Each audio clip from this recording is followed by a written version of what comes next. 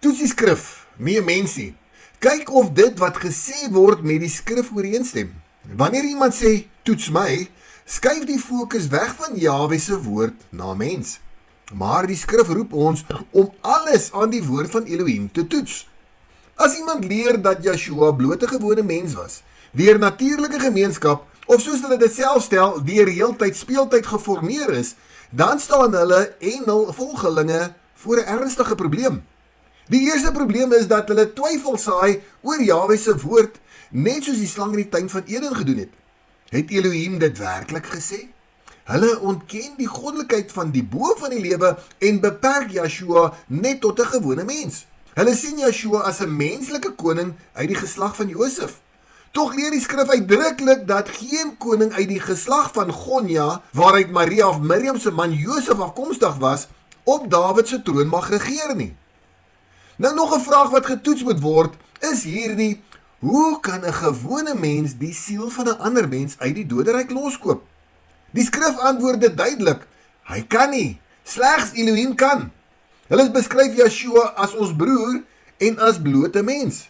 Maar luister wat sê die skrif hier in Psalm 49 vers 8 tot 9. Hy sê niemand kan ooit 'n broer loskoop nie. Hy kan aan Elohim sy losprys nie gee nie, want die losprys vir hulle siel is te kosbaar. Nou hier stort daar die hele leerstelling van hulle in een. Want die skrif verklaar dat geen broer, dit wil sê geen mens, die losprys van 'n ander kan betaal nie. Maar luister wat sê Elohim self in Hosea 13 vers 14. Hy sê, ek sal hulle loskoop uit die mag van die doderyk. Ek sal hulle verlos van die dood. Nou let op wie praat hier. Ek sal.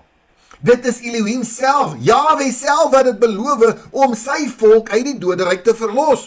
Verstaan ons werklik wat hier gesê word? Besef ons wat die naam Immanuel, Elohim, met ons beteken?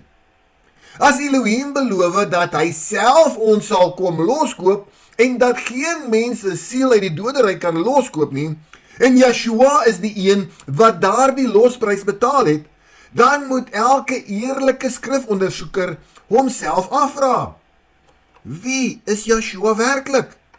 Nou baie valse leraars teer soos parasiete op mense wat opreg honger is na die waarheid.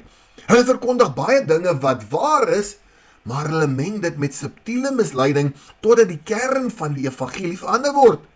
Die loskoper Yeshua word dan afgewater tot 'n blote mens.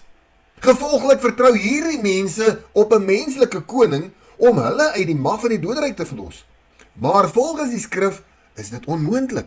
Geen mens kan jou uit die doderyk loskoop nie.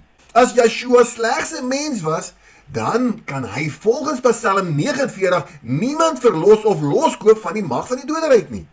Daarom is dit nie 'n klein verskil in leer nie, dit raak die kern van verlossing self.